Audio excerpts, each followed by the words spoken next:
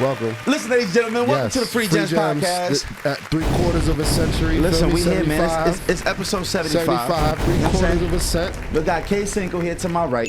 Jesus here to the left. You know what I'm saying? We here. Opposite ways if you watching us from the other side of the screen, actually. August is here. August is here. It's August 1st. Shit. August is here, buddy. So we filming on a Tuesday instead of a Sunday. So I just thought about it. Yeah, August is here now by the time this comes out. It's the first of the month. Wake up. So run your checks and come on. I ain't gonna lie, bro. That's crazy how niggas really had welfare like Christmas carols. What? What was that about? Like Bone Thugs and Harmony got away with some shit. No, but that's how it was. It was like Christmas in the hood. Nah, you right. All the hoods love us like the 15th and the 1st. That's a fact. That is a fact. Listen, shout out to the 15th and the 1st. I had a couple businesses where that was important time. But for real.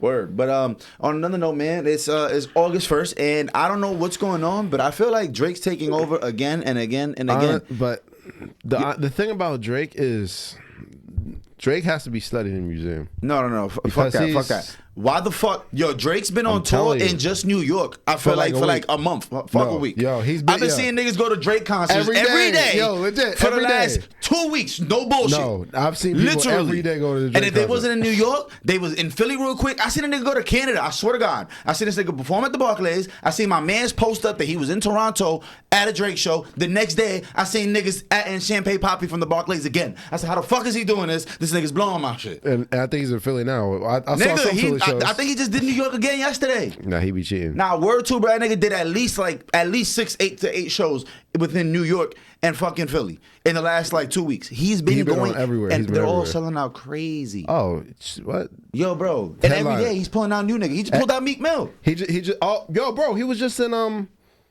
DC. He pulled out KD, Kevin Durant. Fuck Kevin Durant was there. I seen him come out with Gleyber Torres and Aaron Judge. What the fuck is Gleyber Torres? From the Yankees. Oh, nah, see, Giancarlo Stanton? Yeah. I said Gleyber Torres. I don't know why I said You know Giancarlo Stanton was actually a football player before he was a baseball player? I knew that. Oh, all right. But I'm bugging. I disrespected. But you know what I mean? Yeah, but Stanton, he put everybody. Every fucking day. This nigga has done every media outlet for the past 2 weeks, bro. But like I said, Drake needs to be studied because he knows how to stay relevant. So think about it. If you're a new buzzing artist, especially female artists, unless Drake somehow contacts you, you ain't it. Feel me? Nah, you're not lying. No, legit. Ice Spice, Sexy Red. Yeah. He finds a way. The City Girl. He did everybody. That's what I'm saying. He finds a way to stay relevant. If you hot now, he'll appear out of nowhere. See, he did what other niggas wouldn't. What niggas like Jay-Z and all them niggas did. Them niggas wasn't reaching out to no up and coming new stars. Yeah. Are you kidding me? No, if you're not think about it, Drake is the first superstar to really do that. That's what I'm saying. But that's why I say he needs to be studied. And he's taking. These aren't people that he knew since they were kids. They just these are niggas that are popping up from the middle of nowhere. And Drake's like, yo, come on stage real quick with me. And he's been doing that since the beginning of time. That's what I'm saying. That's another avenue, another way he stays relevant. By staying with the times, whoever's hot now. But at the same time, he's the biggest A-list celebrity. So, yo, bro, Ice Spice is lit. Oh, Drake, you feel me? Sexy Red is lit. Yeah. No, he knows what he's doing. He knows exactly what he's doing. He was in a back room of starlets in the locker room and shit. I saw that. He was doing Side Talk NYC, my nigga. Y'all know Side Talk NYC. He's doing side missions now. No, Side Talk NYC. Side Talk NYC is one of the littest Instagram accounts, and it's pretty much just New York energy on a fucking Instagram account. On a street corner. It's on a street corner. This motherfuckers working on a microphone, and niggas just hollering the randomest shit. Y'all definitely see it. Matter of fact, one of the more famous scenes from Side Talk NYC was that Bing Bong. That Bing Bong. Fuck your life, that nigga. Shout out to Nems. You know what I'm saying? He was like, shout out to Nems out in I believe he from Coney Island. You know what I'm saying, shout out to Brooklyn and all that. That's from. Shout out to Jesus Shuttlesworth and all that. But I'm telling you, he finds a way to always, even if he's not dropping, he'll start dropping features. Yeah. Even if he's not dropping, whoever's in the spotlight, he'll somehow just be there. And now he's like, you feel me? Like it's humbling to the other artists. They're like, it's crazy though to think this nigga's reaching his 40s and real soon he'll be 40. If I'm not mistaken, he's 36, 37. Bro, he's been relevant. He's been A-list for 15 years. No, literally 15. Yeah, we could talk about this nigga every episode because I remember you said this before. There's different generations of Drake. Yes, he has different. There's literally babyface Drake. There's fucking Drake when he had the light beard with the curly with the curly like little Jufro type vibe going on. Then it was Drake with the. Then all of a sudden there was Drake with the full beard, and then all of a sudden there was Drake with the heart.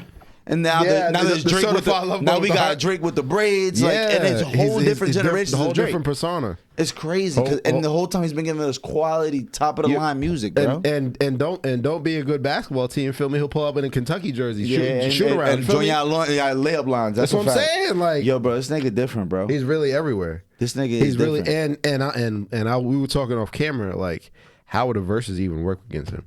Are we doing singing Drake? Are we doing old school Drake? Yeah, no. You feel me? Are we doing rapper Drake? He can do just features. What song was it? That doesn't matter. Like, he said some. The shit with You Went with Young Thug on a new Thug album. And he said some slick shit. He said, I do more streams. He said, sis, God, I'm a bit. He said, long story short, he goes, I do more streams than y'all in February.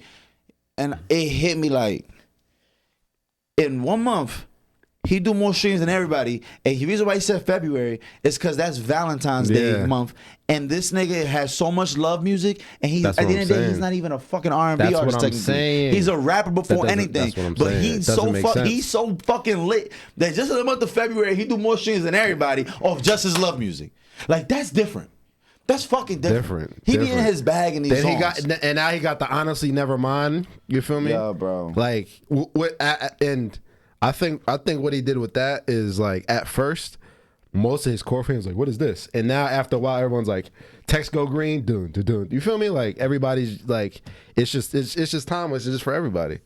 Yo, bro, this nigga's amazing. It doesn't make sense. He did the On the Radar freestyle. Like, that was super unseen. Yeah, like, nobody saw that coming. With Central C. And shout out to my boy Thump. Thump was on the Radar. Like, a lot of people that are on the come up are doing On the Radar. On the Radar is like one of the smaller platforms with these freestyles because there's like the Apple Music joint. And don't get me wrong, On the Radar is pretty viral. If y'all don't know what I'm talking about, it's when all the rappers been doing the freestyling and they got like that green screen behind them. So Drake did that with Central C. Once again, it goes back to what we're saying. He jumps into these lanes and brings up these people. Central Block C's, Boy JB. Central C's one of the biggest. He's one of the biggest global artists right now. Yeah, global. Like Versace with the Migos. Think about the Migos. Right. Versace. And at that time, that was still Drake like coming up for real, low key. Like he was still he was at the top of the game. He was. He's been at the prime since he jumped in the game. That's what I'm saying. He jumped in but I'm saying, in reality, nobody knew the Migos back then. For real. No, you're right.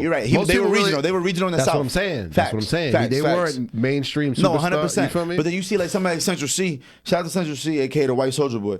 He looks just like Soldier Boy, but white. It's fucking scary. But that's why he's one of the biggest in the UK right now. Yo, let's talk about it real quick. Central C is fucking winning, dog. Yeah, he really is. Yo, bro, he signed one of the most lucrative deals in America just for America, though. Like, he signed, I believe it was like for like $10 million in America. And that was just for his American audience, his American streams, and whatever the fuck he else got going on in America. He doesn't get a dime taken out from what he does overseas. So he has like he has multiple record deals in multiple countries.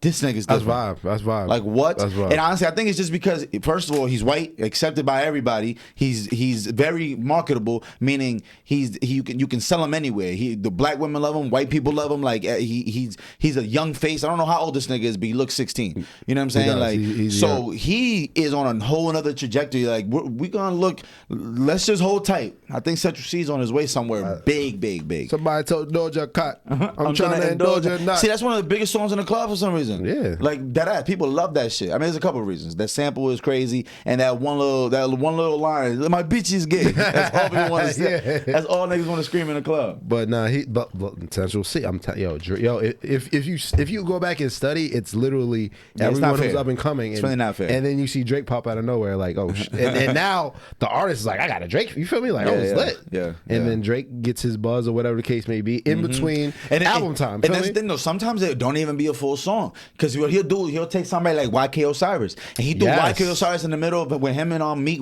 like finally joined forces again. Yes. Did that, just a little tempi. What was that song called? Just that shit. Regardless, that song he put.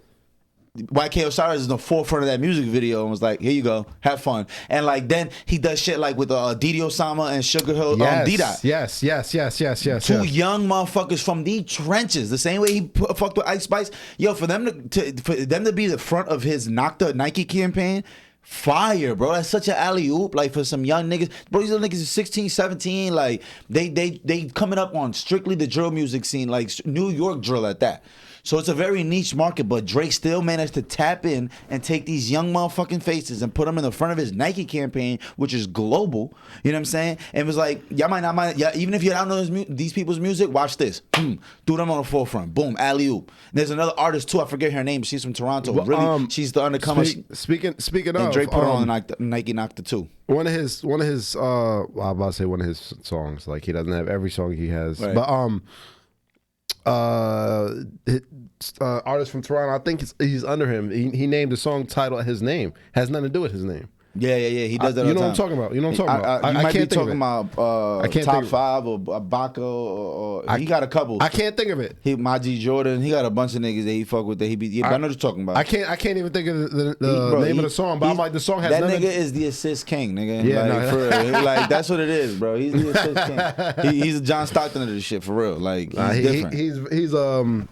He's Jason Kidd, Chris Paul, all them niggas. I was about to say he's Chris Paul in New Orleans. Feel me? Nah, respectfully, he's Magic Johnson because he got all the rings. Nah, respectfully, what are we talking about? We not naming him after no niggas with no rings. All due respect to John Stockton, all them niggas. Nah, They you're packed right, the fuck up. Yeah, you're right. It's Magic Johnson. He's right. Magic, LeBron, Kobe, Jordan, all them niggas in one. Nah, he really is. And he really different eras exactly explains who the fuck he is. He was each one of these niggas at one point. He really is. And then all the different collab albums. You feel me? Bro, we don't even gotta keep going in for real because we can beat it dead. I love McConan, Fetty Wap. Bro, it just goes on. The list goes on forever. You feel me? Like, what the fuck? fuck? What a time to be alive. Like, yo. You feel me? Yo, the list really goes on. It really never ends. But in other news, listen, Drake, shout out to Drizzy. You know what I'm saying? He's gonna be a billionaire any day soon, if not already. Soon come.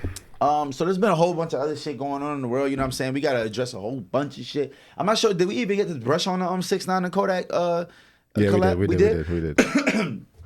Kodak. So what else? I feel like there was something that just happened that I was trying to mention. A fight. Oh, we gotta talk about the fight. Yo, that was crazy. That was crazy. So the Bud Crawford Terrance Crawford versus Errol Spence Jr. Bud, that was an old fashioned alleyway beatdown. Nigga. You feel me? That was an old fashioned grown man. That shit looked like the Kentucky Wildcats versus Teaneck High School Highwaymen, nigga.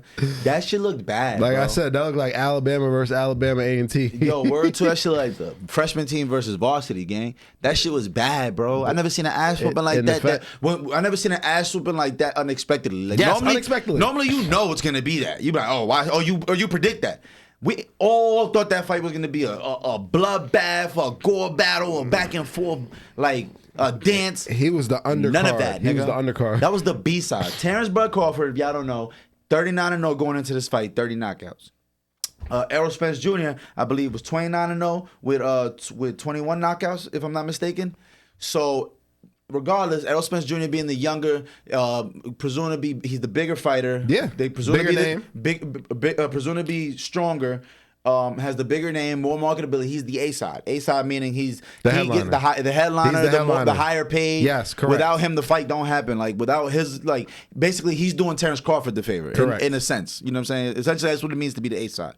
You know? And Terrance Crawford was highly offended, as he should have been, and I see why. And he proved to be the best pound for pound fighter in the world right now. I think it's without question, because there's great fighters. Don't get me wrong, it's Canelo, all that, but they've been taking L's recently. You know what I'm saying? There's the Canelos of the world. There's the Boots Ennis of the world. There's a couple of different like big name fighters right now that are going crazy. There's the Tanks. Of course, yeah. You got Javante. Tank. Tank is there. You got Shakur Stevenson. You got Haney. Devin Haney. Shakur Stevenson. Devin Haney looked very shaky versus Lomo. I don't know how he won that fight. We don't even got to get into that. So you feel me? Devin Haney's kind of out of here. Shakur Stevenson's still climbing the ranks, but he's coming. He's coming. Shout out to Newark. You know what I'm saying? Yeah, Shout out to Jersey. Shakur Stevenson's coming, and now I'm excited because I think they opened the door for Errol Spence to have to go fight these guys. He's gonna have to. Shakur Stevenson, Tank Davis, they gonna have to make that happen because Errol Spence already took L. He gonna have to. And the thing is, this was Bud's biggest fight of his career, and it was his best fight of his career. Right. That was Errol Spence. It's a great way to put it. has never hit the canvas in his career. In 29 fights, he's never touched the floor. And that boy touched the floor 3 times. 3 times. Before the stoppage. Stoppage. Fuck that. He hit the floor in the second round. Second round, you knew something was wrong.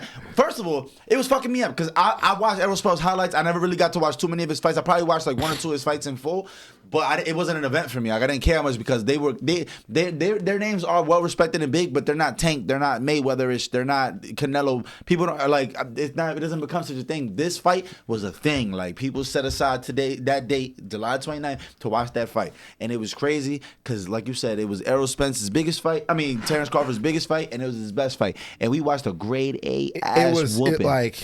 We never seen Errol Spence backing up. It was a toss up. It was a toss up going in that ended up being a blowout.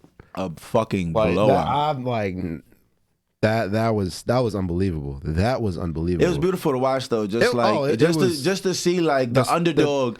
Just annihilate. It was so technically sound. It was scary. So technically. As I'm watching it, I'm like it's like he was seeing in slow motion. Like, here comes the right. He was letting the right get hit with his hand, and his counter was right behind it. Right behind. And his accuracy was crazy. On point. Bro. 60% of his power punches. Bro. He landed 60% of his power punches. He landed 50% overall to Errol Spence's 20%. Like, for those who don't understand the math on that, if a motherfucker's landing 20%, that means every time he throws, every 100 punches, Errol Spencer's hit him 20 times.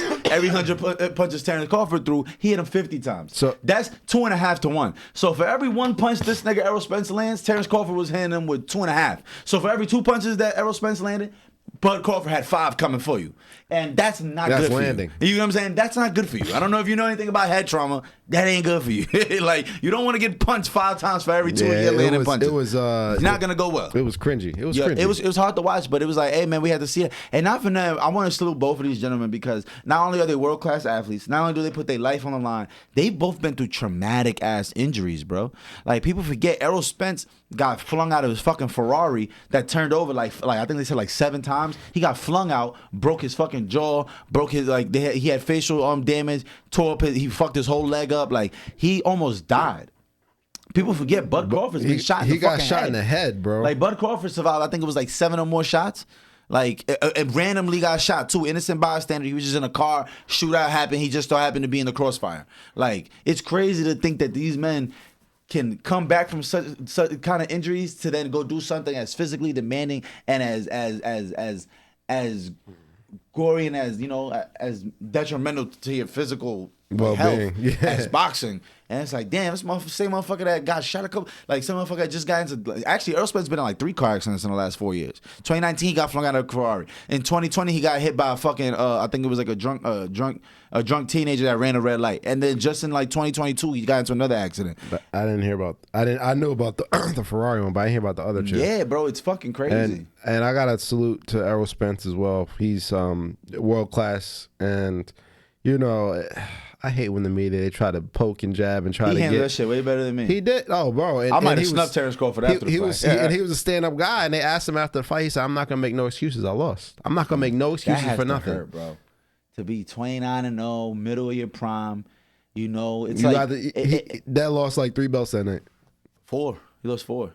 And it's like Mayweather set such a standard for boxing. Like, it was always a thing to stay undefeated as long as possible, but it was also always like an inevitable thing. Like, everybody takes the L. Mayweather was the first one we really saw get to that championship height and retire, no losses. Everybody else has lost. Everybody else's reign has fell. So Mayweather to walk away with undefeated, he put the pressure on Devin Haney, Shakur Stevenson, Tank. You seen what happened to Adrian Broner? Adrian Broner was like 28-0, took his first L, and then it was downhill from there. He was it was over. Yeah. Mayweather made it work, but it was like back in the day when De La Hoya took his first L. I think it was to Mayweather, or like when Zab Judah took his first L. Like, yeah, people started that your career slowly does start to wither away, but that's normally by the time you take your first L, you're towards the back end of your prime. Yes. Errol Spence is in the center of his prime. It's fucked up to see that because it's like, fuck, that's what happened to AB, like Adrian Broner, like to see him in the middle of his prime get that L. And then it's never the same. And no, he was never the same. It's never the same. And he was all antics up until then, and then after that, it's when Yeah, he humbled himself. Yeah, you had to humble yourself. But both of these guys, man, the fact that they're not more outgoing, arrogant. That's what I'm saying. They're both of them are very reserved. Very reserved. I personally, I'm not gonna say I don't like it. I just like my athletes to be obnoxious, especially a boxer. You whip ass for a living, my nigga. You 5'5", 140 pounds, and fuck everybody in this room up. I need you to talk all the shit in the world. I need you to talk like you got a 4.5 under your fucking belt. Cause that's what it is. Like when you box, bro, your confidence is on a different level. Cause 99% of these humans, I will fuck one of y'all up. Especially when you're a world-class boxer like that. It's like, I don't give a fuck if you 300 pounds. I'll hit you in the right spot. Doop, doop. You go to sleep, gang. Your hands is license. Word. Word. A literal weapon. Yeah, word. Literal. Yeah, when you're a licensed fighter, when you're a professional fighter, either UFC or boxing, and you have to license your hands. And like people don't know, that means that if you get punched on by a fucking professional fighter, you can sue that nigga, and he will be charged with assault with a deadly weapon. Yeah. Even though he just punched you, he didn't have a knife, no gun, no bat. He will get assault with a deadly weapon for punching on you. So, keep that in mind next time you get knocked the fuck out by a pro boxer in the middle of the streets. And it's just ironic because some of them guys have domestic violence charges, but we're not going to talk about that. Don't do that, because that will destroy half of the legends in boxing. Like, yeah. It doesn't make sense. If you want to talk about it. Like, niggas forget Mayweather went to jail for that. That's what I'm saying. Niggas forget Mike Tyson raped. He was found guilty. That's what I'm saying. He pretty much even Tank, feel me? Tank just beat some bitch ass. Like, it's bad. It's bad. These are angry motherfuckers that fight for a living. And I'm scared. I don't know what the fuck's going on. I remember I seen that footage of Tank pulling up on Ari G Herbo's baby mom when they was going out. And I remember he snatched her the fuck up out the boxing ring. Like they were like some boxing man. He literally grabbed out the chair, like, yo, come on, we leaving. And I was like, that's a little aggressive. Like, I feel like if there wasn't 10,000 people in this arena, this wouldn't go this easy. Like, I don't know. But that's another story, I don't know. I don't want to do too much negativity, but matter of fact, speaking of negativity, moving on from the boxing, shout out to Bud Crawford. I can't wait to see what happens next. They're saying it's gonna be a rematch. It's in the clause. It's in the clause, and they're talking about in December. Now, me personally, Errol Spence, I think your health's more important. I didn't like what I saw, gang. I didn't like what I saw, but let's at the end of the day, we're gonna see what he's made of. It's easy when you winning. You feel me? It's easy when everything's going right. You feel me? And that was one of the knocks I heard about the Errol Spence and Bud Crawford fight was that we've never seen Errol Spence fight hurt. We've never seen him get challenged. We've never seen his jaw get tested. We've never really seen him like hurting and getting hit hard. Like you said, he never even hit the ground before. Terrance Crawford, on the other hand, we've seen him get rocked a couple times and come back to win a fight. We've seen him lose a couple rounds in a row, come back, still win the fight by decision, still win the fight by knockout. So it's like we saw what that was like, and we thought that we thought Errol Spence was strong. Nigga, let's talk about them left hooks. Let's talk about them jab. Bro, he was jabbing this motherfucker like it was a power punch. Literally the last 4 or 5 rounds were just pride. Like, it was over. Like, it was just his pride. Errol was up off pure adrenaline. Adrenaline and pride kept him on his feet. And it was like, everybody was like, yo, they're going to call this fight. The last 2 rounds, I was like, this is going to get called. That's all I kept thinking. Like, this is over. But, like I said, we'll see his resilience from there. Now he got the eyes on him. It's easy when everything's going. It's easy when everything's going well, Mm-hmm. Look at what's his name? Oh, I can't think of his name. Other fighter, heavyweight. Deontay Wilder? Yes. Look at Deontay Wilder, feel me? Tyson Fury's up there when we talk about pound for pound too. Oh, he has to be. Yeah. But as far as skill wise, Terrance Crawford just showed a different.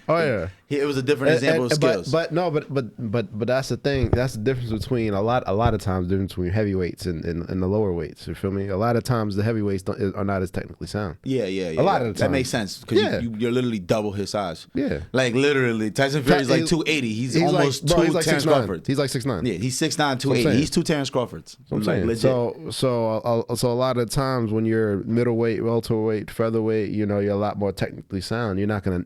A lot of time. Yeah. You're a lot more fluent and more nimble in your movements. It's like an offensive lineman versus a fucking wide receiver. Like, of course, the wide receiver is usually going to be a little bit more athletic, a little bit more nimble, light on his feet, can twist and turn in better ways. It's pretty similar to that. It's not the same muscle mass. Yeah. You know what I'm saying? You're a lot more fluent, a lot more fast. So that makes a lot of sense. Yeah, but look at Deontay Wilder. Feel me? Like. Technically, he's the worst fucking boxer. Like, as far as his skill set. That motherfucker was just tall and strong than a bitch. And country fed. Literally, like every every one of his fights ended in knockout before he went up against Fury. Yeah, and then he lost to Fury 3 times. And then no, it was a draw. The first one was a draw. It was a draw. Then he got his ass whooped. The next 2 times. Yeah, that was bad. But you feel me? But he got his ass whooped. Now it's about how you come back from that. Feel me? Everything's going well when you're winning. You know. Damn, bro. It's been wild though. It's been a wild week. Besides that sad loss, man, we took another sad loss in this world, and I know a lot of people are Euphoria fans. Yeah. So I want to make sure I say R.I.P. to Angus, man. Angus Cloud, if I'm not mistaken. Angus. Yeah. Bruh, apparently, not too sure exactly where he died from. They say, I believe they're saying it's an overdose. That's what I'm hearing. And I've been hearing that he was struggling because he actually just buried his father. Last week. Literally, his father just died like a week before, like within a month, legit. And apparently, he wasn't taking it well. Friends, and he wasn't taking it well, and it's fucked up, man. Because you gotta check on your friends and the people you love, because this is a reoccurring thing. We see this all the time where people tend to go towards drugs when things are going real sideways. They start taking the substance route. They're using that as escape. And so he was 25, bro. 25, too young, way too young. Yeah, 25 is absolutely way too young. Anything is too young, honestly. I want to see everybody die of old age. Fuck that. That's crazy. 25. Yeah, man. Sad loss, but. Definitely a big RIP to that young man. Yeah, and all his family members as well. Condolences to his family, condolences to everybody, because that was wild. I'm not gonna lie, I didn't see that coming whatsoever, and I didn't realize how big Euphoria was with the fans until that all happened. Yeah, yeah. You ever seen Euphoria? Nah, I actually didn't. I never actually watched it. I don't watch shows. I always talk about that. I hate watching TV shows. I refuse to watch TV shows. They're too good. They're too good. I know exactly. There's so many shows that I know I would like, good. And I would get too hooked. Yeah, I'm gonna get too hooked. You know what I'm saying? I gotta know what happens. Right. I gotta know what's gonna happen next. But I mean, on another note, so Travis Scott album. Have you given it a listen? Utopia. I haven't. Have you? I didn't even know that shit dropped. I'm actually really upset. Really? I'm really fucking upset. I haven't listened to it. I'm just now hearing about this shit yesterday, and apparently it's been out since Friday. Yeah, it came out Friday. And apparently this shit is selling like the 4th highest sold since the bundle exclusions. He's like the 3rd or 4th highest first week sale. His debut on Friday on Apple Music, I think, was the most for a debut. Wow, I think so. Since the bundle exclusion, because for those who don't know what the bundles were, bundles was artists were releasing their albums with a bundle package that was like merch usually, or something like a shirt, or like a motherfucking I'm trying to give an example. So Travis Scott, when he was doing his bundles, he was selling the Travis Scott merch. He was on the rodeo merch and all that, and that counted towards the Cactus Jack. Yeah, the Cactus Jack. He was pushing Cactus Jack, and if you bought a shirt, it would be considered an album sale. Same thing when Nav and V Lone did a collab, and if you bought the V Lone shirt, it was considered an album purchase and a hardcover. Hardcover purchase at that. So it's a whole album sale, which is the equivalent of 1,500 streams. You know what I'm saying? So just buying that shirt gave Travis Scott 1,500 extra streams. And I remember the reason why and that was the last era of us seeing an artist sell 500,000, 600,000 in the first week, because I remember Nicki did it. No, actually, Nicki was complaining when Travis Scott had did it, because Nicki did like 200 in the first week and Travis Scott did like 4 something. And she was like, "Yeah, but he's doing Astro World merch and all this other shit. That's the reason why." I agree with that. I agree too. I agree. Right, especially because it's like that's super music. Unfair for a motherfucker. Right, it's supposed to be about the music. It's about the music. It's like, man, you just sold a $70 shirt and then $10 is going towards the album sale. Like that's bullshit. Nah, that's not. It's a shirt. And you a fashion fucking mogul with this shit. Like, yeah, it's about, you know what I'm saying? Nah, but I actually haven't listened to it. No. Nah, I haven't either. But apparently, it's funny how they throw shade on you, because obviously everybody knows he went through that controversial situation where in Astroworld, people had lost their lives during the concert. 9 people died. Yeah, a lot of people died. It was fucking 1 too many. 9 people died. It's crazy. So, as Utopia drops, what else drops? The paperwork from the Houston police. I saw that. Of the investigation of the That's what they do. of everything they accused him of. And it's like, yo, the fucking shade. Yeah, that's what they do. Like the fucking shade. Whether you hate Travis Scott or not, it's like, yo, for the police to be doing this, and I've been seeing this shit left and right. I don't like this. They bringing out the controversy on everything though. Like, oh yeah, the surveillance footage of King Von in jail, surveillance footage of Lil J in jail, surveillance footage of YNW Melly telling all of a sudden from 10 years ago. I mean, from like 8 years ago. Right. The surveillance footage of this when and they that. have the bus. But Yeah, I don't like that. Oh, okay. They're trying to bury motherfuckers with this shit. That. Like the police are on some different shit, like always. No, I'm not. I'm personally not really a Travis Scott fan, but is it because of the controversy that happened, or you were never really that much of a fan of the music? Because that nigga's a goat. He's very talented, very talented, very different sounds. He's iconic. He's iconic. Travis Scott is one of the fucking biggest things of this generation. I think absolutely. He is. He has an argument for being like the most influential right now. Yeah, especially with the marketing and everything. Especially with the youth. Fuck what Drake got going on. Travis Scott's on Fortnite doing $100,000 attending concerts. Nah, you're right. Online. Fortnite. He got McDonald's collabs. My nigga, let's talk about McDonald's collab. He got a McDonald's collab, bro. First of all, he got a McDonald's collab, a Jordan collab, and a Nike collab. He got a whole bunch of other. How the fuck you did that? How you got Ain't that a conflict of interest? Yeah, no, because I'm Travis Scott and I'll sell 1 billion pieces of this shit regardless. Yeah, like you got deals with the ops. What's going on? They ain't even ops. It's the same niggas. Nike owns Jordan. Like, it's crazy to see this shit. And then it's like, those two things are something. Cactus Jack is a whole different Yeah, it's a whole different avenue. Yo, bro, this nigga's getting so much fucking money, bro. Nah, he is. The music is outselling everybody. The clothes is outselling everybody. His sneakers are going up fucking 10 times the retail price every time they resell. And they sell out the second they drop. The motherfucker can't be stopped right now. Nah. And let alone, let's not even think about the fact that he has a billionaire fucking baby mother. Yeah, I'm about to say. Like, Kylie. What the fuck? Yeah, he's up. He's tied into one of the biggest fucking brands. And he already is one of the biggest fucking brands. You know what I'm saying? He's tied one of the biggest names in celebrity culture. And keep in mind, the motherfucker's only like 33. Yeah, He's been on top of the world for the last 10 years. Nah, you're right. Like, what? Travis Scott's on a different level. Motherfuckers he don't host a concert. What the fuck is a concert? Nigga, we gonna do a 4-day carnival, nigga. A festival. Pull up. And I'm in the crowd doing all types of dumb shit. Like, bro, Travis is on a different level. Nah, he is. Fashion icon, music icon, pop culture. Listen, I respect it. You got to give him some influence in the women's side just for having Kylie as his baby mother, bro. You got to do that, bro. I give him his flowers. I respect it. I'm just not. And he's tied I'm just not a fan personally. Yeah, and he's tied into niggas like fucking Kanye West, Michael Jordan, McDonald's. Ain't too much to talk about. He's different. Kylie Jenner. The names he's around, it's different level. You know what I mean? Which means he's on that level. You know what I'm saying? No, absolutely. Like I said, I'm just it's between. Well, no, you're gonna say what you gonna say? Well, I was just gonna say because, like, for example, Nike knocked her, right? Like, I've been on the Nike knocked her shit, the Drake collab, but you don't see niggas wearing that shit. No, that shit ain't expensive. You can go get some Nike knocked her sweatpants right now for $200. I'm not saying that's not expensive, but compared to what other brands are doing, they'll sell you a pair of pants for $1,000. Like, here's some sweatpants. Or like Nike knocked the Drake has Nike sneakers. He been dropping Air Maxes and shit with Nike. You don't see them shits nowhere. No. But what you do see, you see that backwards fucking swoosh everywhere. Yeah, backwards swoosh. You see them baby blue 4s that Travis Scott did with the Cactus Jack. You see them Cactus Jack sneakers everywhere, nigga. Maybe not so much the clothes as much, but that McDonald's collab is going. That McDonald's collab, the Cactus Jack, the merch collab, the Astro World collab was going crazy. But you see them sneakers everywhere, bro. When you could tap into the sneaker market, you're on a whole different level.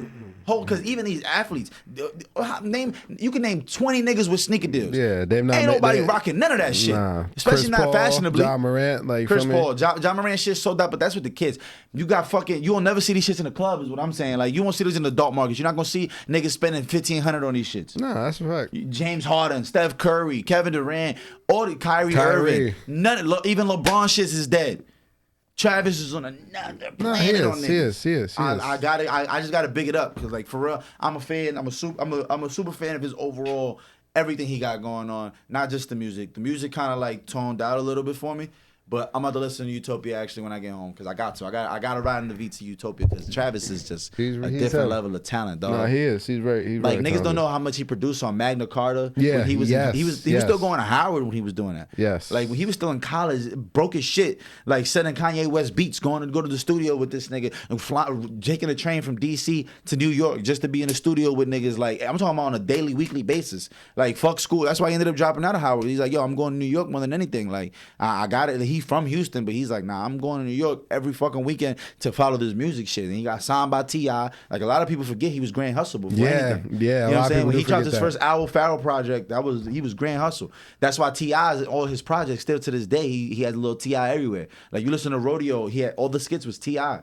That was T.I. when he was on Rodeo. I don't know if you, like you said, you're not too much of a fan of him, so I don't know if you're really in tune with all the skits and stuff. But yeah, T.I. is all through them bitches because he shows much respect. You know, I don't even think they in business no more, but he still shows them mad love and respect. Like that's respect. That's respect. He's a global icon, and no, shout out to him and everything he got going on for me. Yeah. Nah, man, I got when I think about mentioning T.I., man, T.I. really don't get enough credit. But this new generation don't know. They don't. They wasn't here. Like they wasn't here. Like the word 2000. trap. Yo, from 2000 to like 04, 05, T.I. was from 2000 2002 for real was when like 24s dropped. Like 2002 when Need for Speed and all that shit came out was like 03 or 04. That song was already like lit. But like 02 and then Soulja dropped with Destiny's Child. Yeah. And that took him there. Niggas started looking at him. But he really was making waves in 2000 and 2001 for sure. Cause he was on his Bone Crusher shit. His first album came out. You know I'm outside and they think I'm a thug. What's that shit called? That Bone Crusher. I ain't never scared. There you go. I ain't never scared. T.I. was on that. Niggas didn't know who he was. But T.I. people because this new generation wasn't there. Bro, niggas don't know but my son Tip Harris. T.I. really trap was really him. He literally the first time we've ever heard the phrase trap music. His first album was named Trap Music. That's what it's called. Yeah. Well, technically that was the second album, but right. Yeah. His first debut album I'm a real T.I. fan, so I'll be on it. You know what I'm saying? From Trap Music to Paper Trails to all the shit he was dropping, T.I. is one of them ones. Like people forget, I got a T.I. quote tatted on my wrist. Word to my mother, that shit is on my wrist to this day. I got that shit when I was 15. I remember. God will put you through hell just to get you to heaven. I remember that. So I when I talk about T.I., I just know that like that's a nigga I was really looking up to. He really deserved his flowers. He really do. People forget, man. Like the amount of people he put on Grand in Hustle. Position. Like yo, bro, he brought a lot of people into this game, whether people see it or not. Like fucking what was this white girl's name? It wasn't what's that bitch name? Iggy. The Iggy, Iggy Azalea bitch. He put her on. I didn't do that. I knew that. Yeah, Travis Scott. Like these are huge fucking names that people want to see it or not. And then just even names that popped out and had quick hits like Young Dro and fucking and the amount of shit he did for Young Thug coming up and 21 Savage. Like 21 gave him big credits because he was like, yo, T.I. wanted to sign him, but T.I. offered him like $500,000 or some shit. And 21 was like, nah, I need at least one big dog. And T.I. was like, yo, what I'm gonna have to get back to give you $1 million, I don't want to do that to you. Right. He like, I don't want to do that to you. Because in order for me to give you an M, nigga, I got like 5. I gotta go get 100 times that for that to make sense for me. You feel me? So shout out to Tip, man, because a lot of people he did a lot for. He's really been in the roots of this, but a lot of people don't know that. Yeah. A lot of people don't know it. For sure. A lot of people don't know it. They know it. And from forever. Really is from like 02 to like they know him 2010. A lot of people know him. A lot of people, the newer generation know him from his reality show. Feel me? Like and from which is crazy. Yeah, that is crazy when you think about it. He's one of the biggest. Like, has he done a versus yet? I would love to see a T.I. versus. I don't think he did. I would love to see a T.I. I don't think he did. That would be because I think that will really fuck people's head up and realize like what he really has in the vote. Like you mean the first down south nigga doing Swiss beats and shit like that. Like when niggas heard bring them out, niggas was like, yo, what the fuck is this? Swizzy bring them out. That shit was crazy for him to use a New York sample and like for niggas to even like he was like one of the first people that we heard consciously rap in that generation. Yes. Of course. Southern conscious rap, Southern, I want to say lyricism. There was Scarface and the Ghetto Boys and all that from down south. Outkast from me. Outkast, you know what I'm saying? 103,000. Don't get me started. You know how I feel about them. But T.I. was a trap rapper that was lyrical. Yeah. And I feel like he low-key paved the way for niggas like Lil Wayne to go from wobbity, wobbity, wop, wobbity to really rapping. When niggas is like, hold on, like, we from down south, but we could rap like this. Like, yeah, 103,000 was doing it, but on some weirdo shit. Like on some poetry, cool shit. T.I. Big Boy was like that too, but T.I. had that super street element. Like, you know this nigga sold cocaine, like, probably last week. Like, this nigga probably got a gun on him in the booth. Like, T.I. was the first of that for real. Like, okay, T.I. really, he really got hits for days. Oh, for days. Years. People, you don't even got to get it started. Because he got the major hits that we don't even really like that are huge. Like, Live Your Life was a fucking top single. Swagger Like Us? Swagger Like Us. I forgot. Yo, there's another person too he has signed that I'm forgetting. It's a big name. So too. why you want to go and do that? I think it's like love, fucking huh? Macklemore or some shit. Like, why you want to go and do that? Do that. Hey, he really do. He really is. He's different, man. Then his to ATL is a classic. Oh yeah, as an classic actor too. And as an actor, as an actor, yeah, man, it's a lot. But I mean, speaking of ATL, man, Gunna, that fuck you mean, bro? It's officially his biggest streaming song ever. It just went over. I think it was Drip Too Hard. Ever. Yeah, Drip Too Hard. It was his highest charting single of all time. Ever. I saw that. That's tough. It's number 4 right now in the Hot 100. Which is crazy. It's crazy because it goes to like the sentiment that the talent is going to override all the bullshit. The same way niggas want to cancel Michael Jackson, the same way niggas want to not step in the name of love to that R. Kelly. It's like, fuck, this shit hit though. Like, all that moral shit is out the window. Nigga, this that shit right here, nigga. Like, what we did, we was just at a baby shower over the weekend. Shout out to my boy Kirky. Niggas was playing, they was playing R. Kelly on the way out the spot. I'm like, yo, I might stay a little. Oh, you was dead. Yeah, by the end of the party, they playing Step in the Name of Love. I'm like, yo, I'm not. Haven't heard this song forever. How you expect me to leave? I got to step real quick. I got to do my thing. Like, yeah, but I would say it is different levels. Nah, for me. Skinny Gunna with the goatee is blowing my. Yo, like this nigga getting skinny. He got a facial hair. He's killing. He's fucking killing me. That's that jail for me. Nah, That's that jail work. My rappers can't have beards, bro. Like that's that rappers, jail work. The rappers got to go back to doing the baby face shit. Like, it just started being a thing. Like when Eminem came out with a beard, I wanted to stab my eyes. Yeah, I was like, what the fuck is this? And matter of fact, shout out to Eminem because he came out with Bud Crawford. He did. We almost forgot to mention that shit was weak as fuck. Though I ain't gonna lie, I was mad as fuck. I'm like, you're not even like, I love Eminem. Don't get me wrong. But like, just be a legend in the cut. We don't need you making no appearances. Chill. Bro, he came out, did the weakest. Like, he didn't even do a real boxing entrance, bro. A real boxing. He's supposed to really get into it, push niggas out the crowd. He like walked 10 steps with the nigga, was like, all right, and just turned around and walked away. I was like, what the fuck was that? Just showed up. What the fuck was that? Nah, I need you to go crazy, nigga. I want Chief Keef brought out Tank Davis. That shit was that shit was a movie. Yeah. When 50 would bring out Mayweather, like that shit used to be a movie. Like I need that energy. You feel me? M could have did better and cut the fucking beard. He got the beard of them. He should have came out like the real Slim Shady in the light blue jeans with the white tee. That shit would have been epic, nigga. Crazy. That would have been crazy. That shit would have been epic, nigga. That would have been crazy. But I'm saying like that's what I wanted to see. He's been wearing that same fucking fit. Like the new Eminem, the black windbreaker with the hat, with the fucking weak ass beard. Oh, I hate that shit. He got the Fat Joe beard. The hat with like it. Yeah, it's just you know what I'm talking about. Yes, everybody watching that seen Eminem in the last 10 years knows what the fuck I'm talking about. He did that album Recovery. That nigga's been in recovery mode ever since. He's been fucking killing me. I hate when legends tarnish their fucking legacy by putting out more shit, popping out more. It's like, yo, just chill. You're good. We don't need any more. It's not about that though. He's doing it because he wants to. Fuck that. You feel me? You're like ruining this. You feel me? Like Nas just dropped the album. And he's pissing me off too. He's pissing me off. Right, we can't. Nas still looks like Nas though. That's okay. Eminem don't even look like Marshall Mathers, nigga. That's Marshall Mathers. That's not Eminem no more. Yeah, he got the whole facial hair and everything. He's fucking killing me, dog. He looks like a 50-year-old white man. He looks totally different. Holding on to a 30-year-old nigga's beard. Like, he's fucking killing me. I just, it's like if 50 was to come back, like 50's on tour right now. He's going on a global tour, and he's performing what? 05, 06, he doing In the Club. That's what we need, bro. If I swear to God, if I go to an Eminem concert, this nigga spends more than 2 minutes doing anything past 2006, I'm gonna fucking lose it. I'm like, what the fuck are we doing here? The oldest song I want to, the most recent song I want to hear from Eminem might be fucking like Mockingbird, nigga. I don't want to hear shit after that. Were hard, not a damn thing after that. Like, nah, Kamikaze were hard. I ain't gonna nigga, lie. stop it. I don't even know what you're talking about. I know that's disrespectful. Stop it. No, I'd rather hear D12, nigga. Let me listen to D12 before I listen. Kamikaze, name a song on Kamikaze. That was an album, right? Yeah. See, I know that because I'm an M fan and I love him. But I also know that because he needs to fucking chill.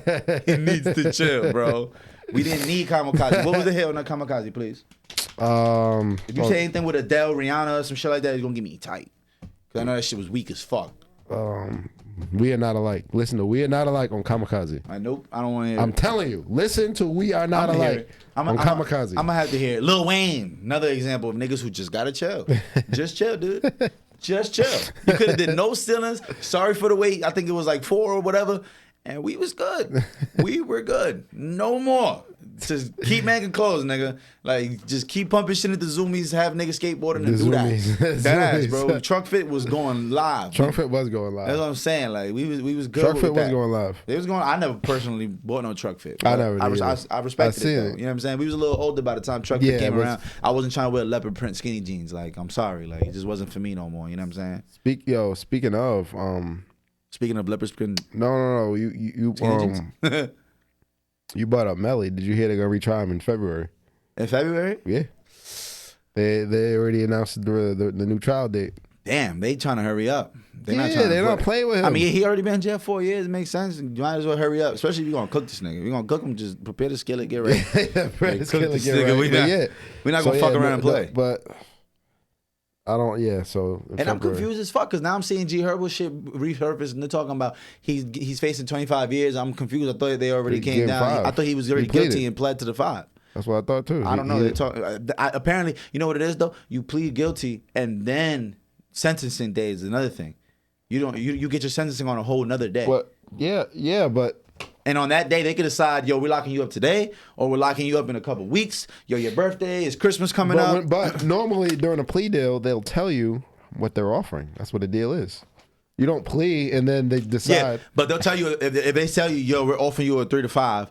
You take that plea, and then on sentencing day, the judge will be like, yo, we're gonna give you 40 months, 3.5 years, or we're gonna give you 60 months. It's Fed time, so it's gonna be about a month. It ain't even about a year technically. They'll tell you 300 months. Speaking of, did you hear they trying to hit Trump with a Rico?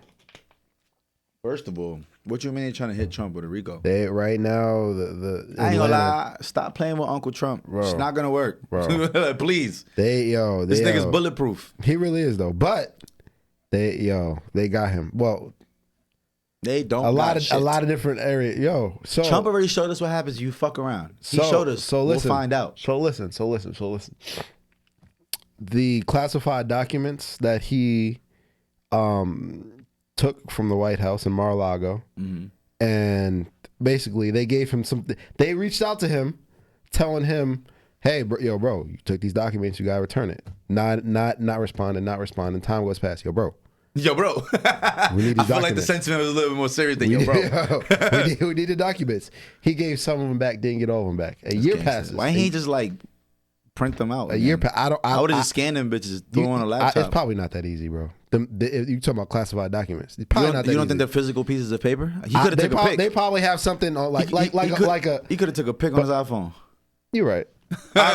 But at the end, but when you're him, he's untouchable. Yeah, you feel me? He can do whatever he wants. But allegedly, they have on record some of his work is like, the boss wants us to erase some of the tapes or erase some of the evidence, whatever the case may be.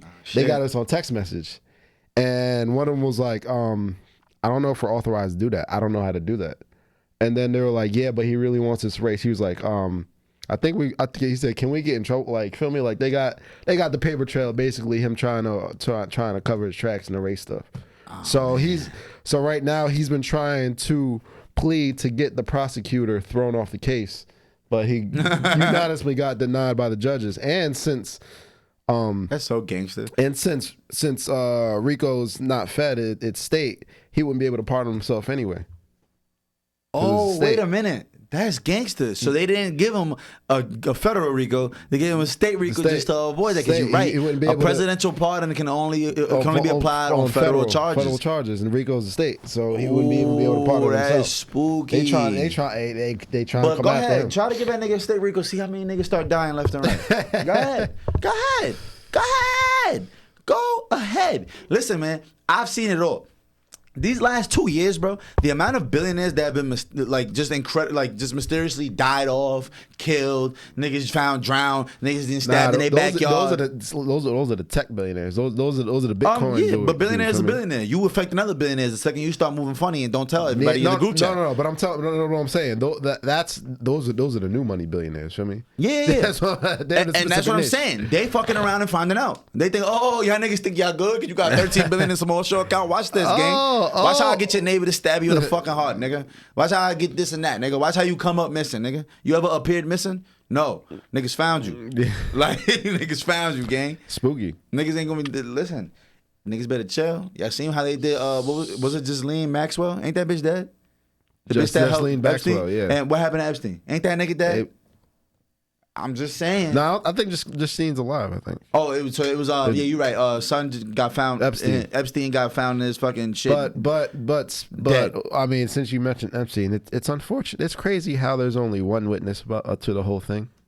About the whole. All thing. I'm saying is, and I think the fact that I've seen it all. Yeah, you've seen it all, and I think everybody's probably involved in Jeffrey Epstein. Oh yeah, everybody's involved in all of this shit. Is what I'm trying to get at. That's why I mentioned it. Everybody's involved in all of this shit, bro. The niggas all play golf together. Them niggas all play golf together. Them niggas all fucking insane kids. They're all drinking the same baby blood. They're all doing all that weird shit. You know what I'm saying? And I'm not even truly a believer of all of that shit, but at the same time, I could believe it. Absolutely. You know what made me believe everything? January 6, 2021, dog. What the fuck was that about? What the fuck was that about? Like, that nigga did that. Like, that nigga dead said, yo, we going to the White House and we about to riot, nigga. And we breaking in this shit. We about to shatter all this shit. To this day, he says the election stolen. He's the only president in U.S. history to never concede. Yo, bro. He's amazing. Impeached twice. He's amazing. Only one to ever impeach twice. He's amazing. The only one to lose. That is what you call shaking this shit up. Only one to lose the popular vote two times.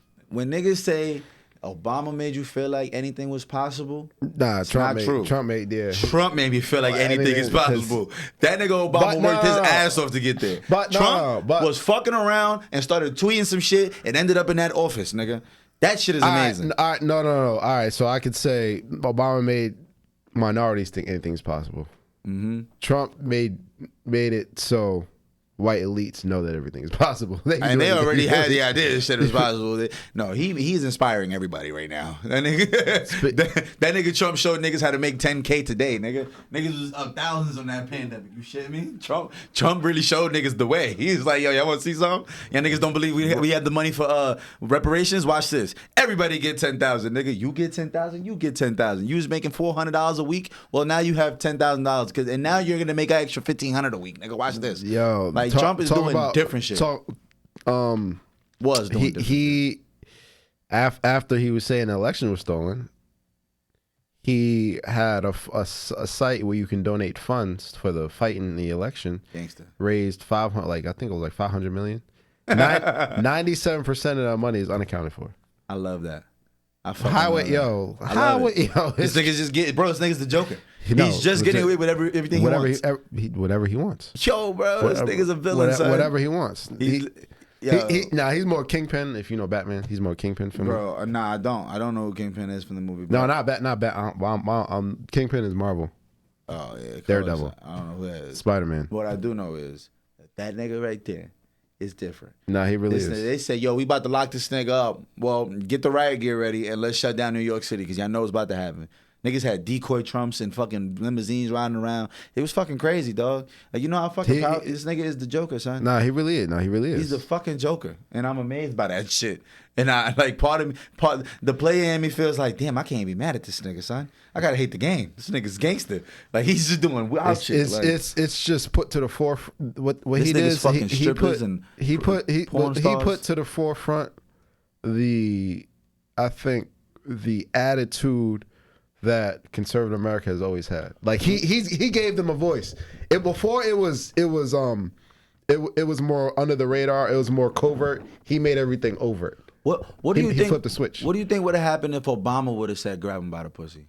Well, first of all, Obama. In reality, let's talk about that. In reality, Obama was literally the perfect candidate. He had to be in order to. He had no nothing. No criminal records, no controversies, no nothing. The most controversial thing, what they were putting on TV, is the color suit he was wearing. Yeah. Do you feel me? Like he had to be perfect. He walked such a thin line. He had to be perfect, and I think Trump was a response to Obama in the office. Oh, for sure. Watch nigga, this. Trump was so messy. This shit was like an episode on Zeus, nigga. This nigga's beefing with his bitch coming off the plane. He's literally smacking his hand away. Don't touch me, nigga. He's literally a reality TV star. This nigga's amazing. Son. He got three baby mothers. Yeah, like, Trumpito. My son got 2-3 baby moms. You ain't know Trumpito. that? You ain't know that? Nah, you right bro. though. Yeah, he do. Do he even have kids with Melania old ass? I don't know. Oh, that man. I don't know about, but nigga was deporting niggas. His bitch is a fucking was an illegal alien, son. This nigga's amazing, son. This nigga's amazing. This nigga is amazing. I don't care what nobody tell me. This nigga's a legend. Like it's fucked up. I'm not a supporter, but at the same time, I'm like, God damn. Nah, he's top one. He's top one. For sure. But like I said, he made the covert mission overt. You feel me? That nigga be lying and telling the truth at the same time. Bro, cap all the time. He's an ill nigga, son. He's an ill nigga, all son. the time. All the time. He got quotes for days. He got quotes for days. This nigga was throwing paper towels at niggas in Puerto Rico during the storm. Like, yo, all that shit, nigga. What you talking about? Like, yo, bro, he's different. Yo, speaking of touching on politics a little bit, did you hear what's going on in Florida? Ron DeSantis and education? I feel like you had mentioned it to me off camera a couple weeks ago. What's going on? So wait, it's Florida. It's got to be something racist or meth related or both. Or both. Florida's a different world. Anyway, yeah, for sure. Anyway, so the people that Ron DeSantis appointed in education. Who's Ron DeSantis? The governor. Okay. Santis? Ron DeSantis. Ronald DeSantis. DeSantis. Oh, okay.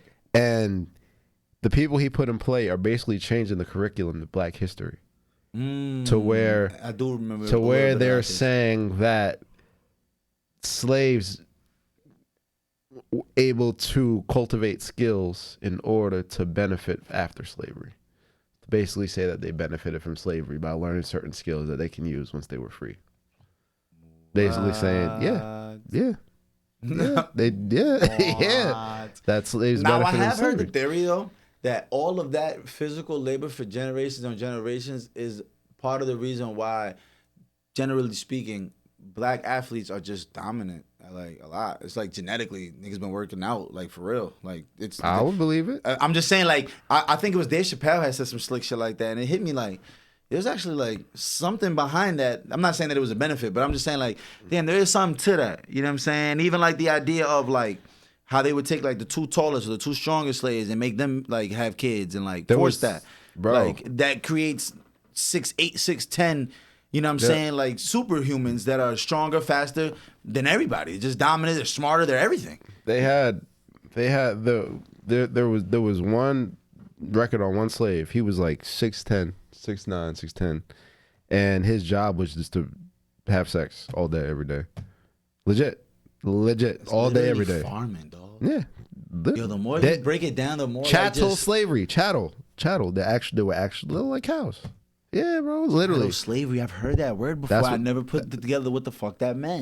That's what type of slavery it was. And people will say there was there was slavery other type in the world before. Yes, there was slavery. But I mentioned this on here before. The type of slavery or indentured servitude, a lot of it was indentured servitude. You have a skill, you have something I want to learn, I'll work for you, you teach me the skill. Or they were prisoners of war. Prisoners of war. There's a war. We captured people. Right. You're gonna be my slave. A lot of the times it wasn't a lifetime commitment. Like you would slowly assimilate into a new society. You owe me 10 years of service. Or indentured servitude. I have your contract. I can sell this contract to somebody else, and now you work for them. Yep. Right. Yeah. When Europeans came, it was the first time it was chattel slavery. was the first time that generational. Generational. Yes, that's the key word. Like generational. Your son will be born into this shit. Yes, and it was a record. There was a record back in slavery where there was a woman. There was a woman leader in Africa. I forgot her name. I forgot what nation she represented. That she sold some of her slaves to the Europeans. I think it was the Portuguese, and she found out what they were actually doing, and she took up arms to go get them back. She found out what they was actually doing. So yes, there was slavery, but chattel slavery was really first introduced when actually like that's literally farming. You're right. Yeah, that's literally crazy. farming. To think about how slavery at one point was really a means of paying people back. Now think about it, like literally. There was, like you said, it was two forms. There's one where you're an indentured servant, you owe somebody something. Well, it's like, yo, I can't pay off this. Yo, I killed 3 of your cows. Well, I owe you 5 years of work. It's just about. It's just like that old notion of I can't afford this meal.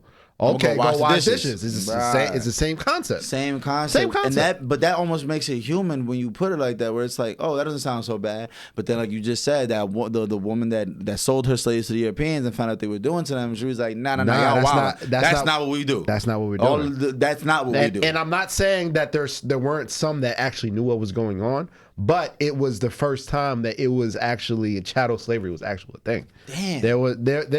There was slaves, but there was a different mindset about it. Deep. Yo, I want to get a fucking I want to get a teacher, a professor of American history, or just history. It doesn't have to be American history. I want to get a real professor in here, and I just want to hear them talk about this shit. We got it. Because we just started talking about slavery in the last couple minutes, and I don't think we have enough time to get into it, especially because I know you know too much. You know me. I dabble in my history. I love my history. I know you know too much. That's why I want to see y'all just go back and forth. And I'm going to throw my random little 2 cents in.